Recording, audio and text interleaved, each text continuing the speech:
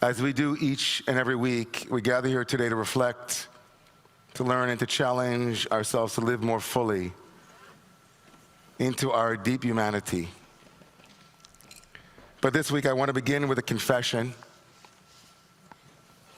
I've been notoriously bad at keeping up with certain cultural phenomena for much of my life. Sometimes I'm ahead of the curve and often I'm behind. And for some time, I avoided seeing the movie Wicked. Whether I was skeptical about the hype or felt like I was too late to join the conversation, I let it pass me. But this week, I finally sat down, thanks to some coercion from a dear friend, to watch it. And I must tell you, it moved me deeply. A particular scene in Wicked stayed with me all week, and I want to share it with you because it holds a profound lesson for us and for our time. Elphaba, who is the so-called Wicked Witch, arrives at a party. She's been invited to by her arch-enemy, played by Ariana Grande. Galinda is the arch-enemy, the good witch. And she shows up wearing a pointed witch hat that she doesn't realize will invite humiliation. The other partygoers see her as a target, and their shaming behavior is almost unbearable to watch, but inevitable in a culture that prizes conformity and scorns difference. But then something unexpected happens. For those who know, spoiler alert for those who don't, but if you're later than me, that's a problem. Galinda, who had every reason to continue punishing Elphaba, makes a different choice. She steps into the breach and offers Elphaba a hand of friendship, moving past her own impulses to harm and to exclude, and Elphaba's tears of loneliness for her years of isolation and ridicule begin to pour down her face as she's embraced. And in that moment, something universal happens. And so as I was watching this scene, I could feel my own mirror neurons firing, a deep, almost involuntary recognition of another person's pain. I began to weep, and I realized this is what it means to be human, to be able to see in one another the deep structure, that despite our differences and our fears, we share the same yearning for dignity, for respect, and for connection. And that this yearning transcends our divisions and calls us back to our shared humanity. Our tradition tells us that this week in the Torah, Moshe Rabbeinu, Moses, our teacher, will come to two groups, or to two subjects, two different arenas, to give them the good news that the Jewish people, or the Israelites, will be freed from bondage. Moshe shows up to Pharaoh and says, "Shlach ami shiavduni, let my people go." Pharaoh, of course, responds by ignoring him. Pharaoh's arrogance dismisses this call, and Moshe's demand for justice and for mercy and for truth go unheeded. Moshe also offers it to a much more, we would have thought, receptive crowd. He comes to the Israelites too and says, the time for liberation has come, but they also can't hear him. V'lo shamu elav, they couldn't hear him, mikotze ruach, from a shortness of breath, mi'avodah kasha, they were too hard at labor. Their suffering was so heavy to them. It weighed them down so profoundly that they had become inured to their own pain. So that even words that were drenched with hope and freedom couldn't penetrate their defenses and their despair and despondency. In this way, Moshe's message was rejected by both the powerful and the powerless. In a culture of contempt, even the most profound call to shared simple humanity, a call to freedom and to feeling into, will fall on deaf ears.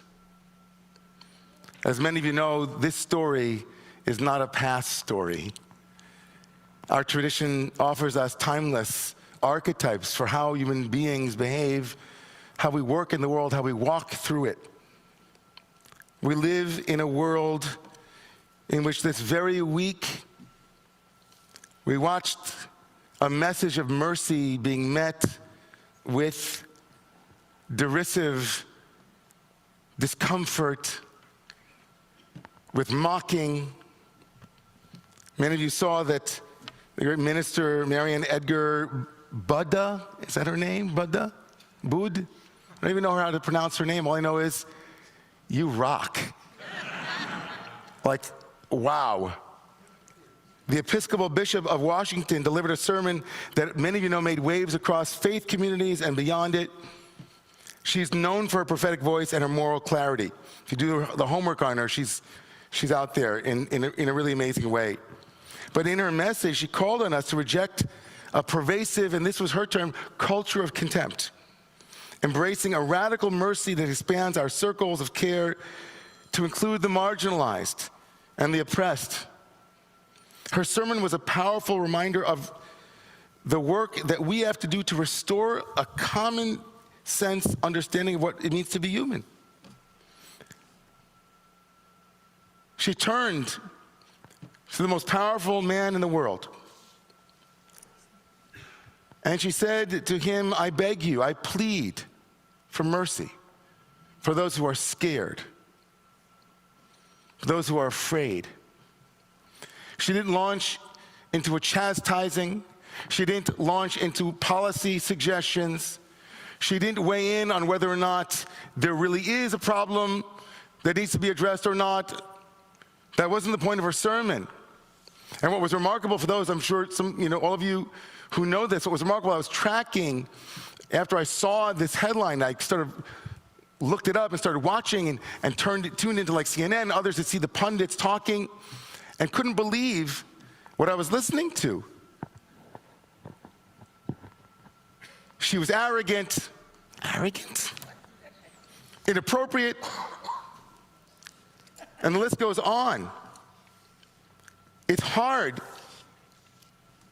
to make sense of how much a culture of contempt can be so all-pervasive that a simple call that those who have immense power use it compassionately and mercifully, given by a minister in a church, can be so misunderstood, misread, and be so dangerous.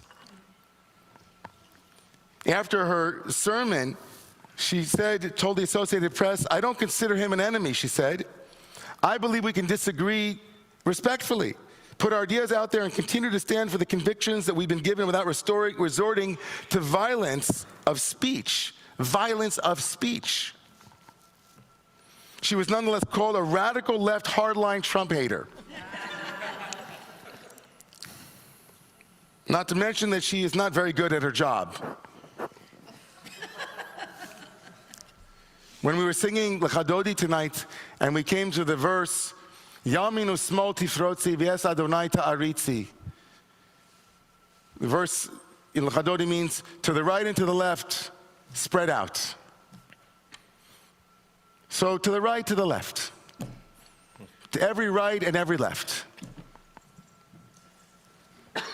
How often do we find that such calls to mercy are ignored, dismissed, or met with outright hostility?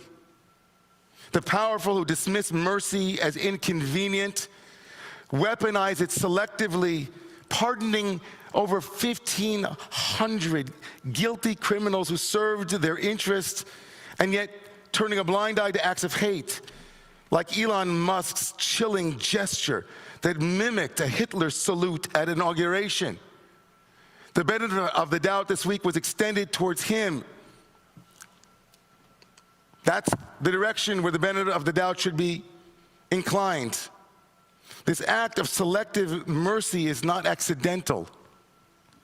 It's a deliberate assault on our ability to see clearly what is happening right before our eyes.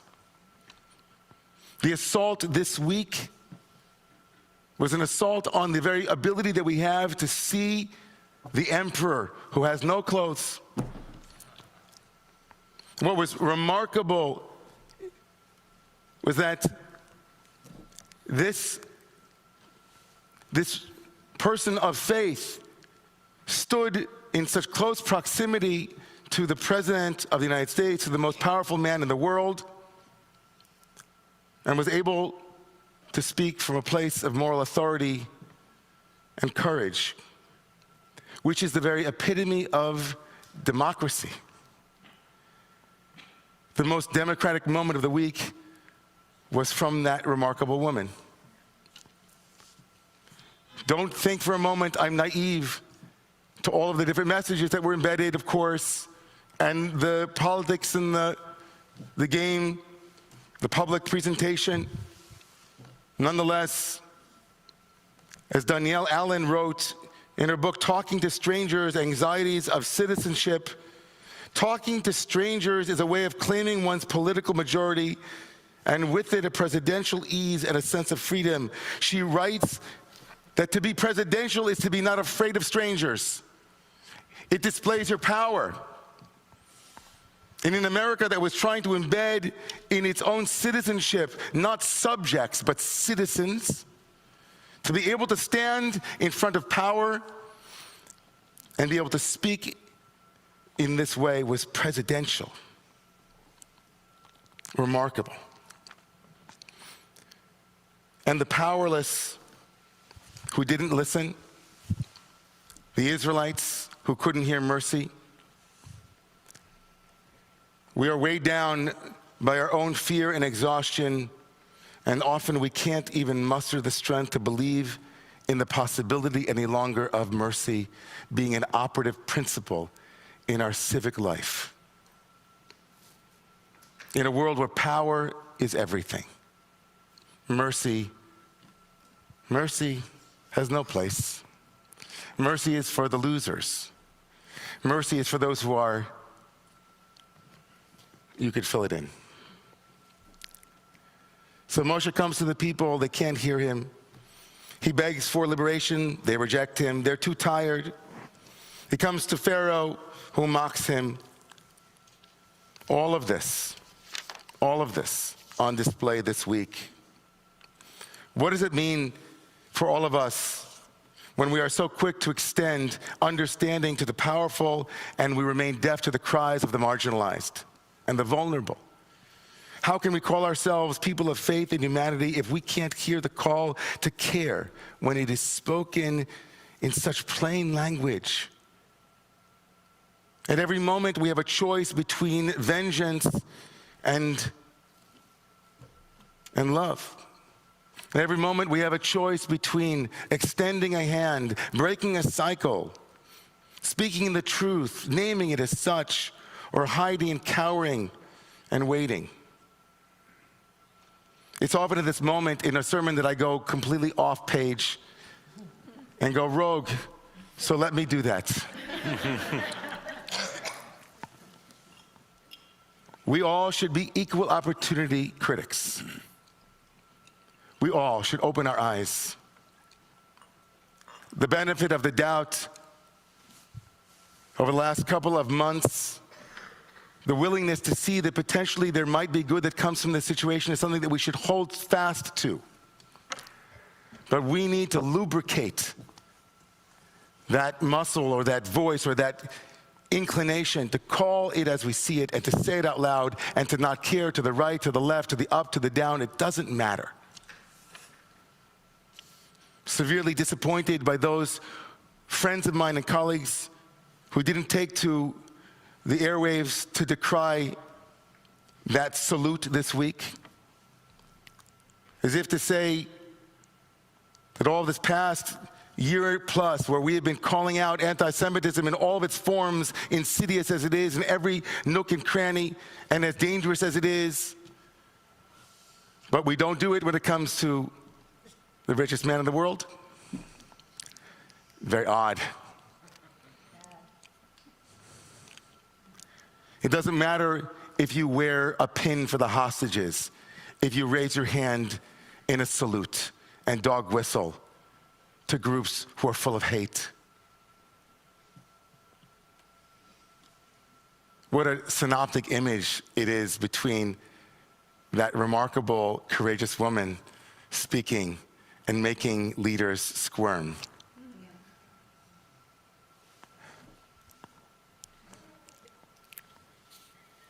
We spoke last week about two different calls, one to action and one to care, a CTA and a CTC. The call to action was Shifra and Pua, the midwives of liberation, and the call to care was the daughter of Pharaoh, who crossed all lines and all aisles in order to lift up the crying child, the scared, the afraid ones. How do we embody that call to action and that call to care? One way I want to invite you to tonight, as we close, is to be unflinching in our commitment to truth. It's not enough to reject the contempt in our hearts. We must call it out when we see it. We must name how contempt masquerades as strength and erodes our humanity's very fabric. We must challenge the narratives that excuse hateful actions or dismiss their impact. To those who say, give them the benefit of the doubt, when influential figures engage in acts of hate or division, we must respond with clarity and courage and say, no, we will not minimize the harm. No, we will not excuse contempt. No, we will not remain silent. We must also say yes. Yes to mercy. Yes to compassion. The radical idea that everyone deserves dignity and respect, even those we struggle to understand.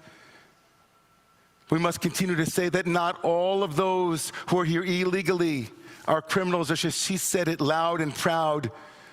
We must think about the implications of all of these things this week that have come our way and weigh them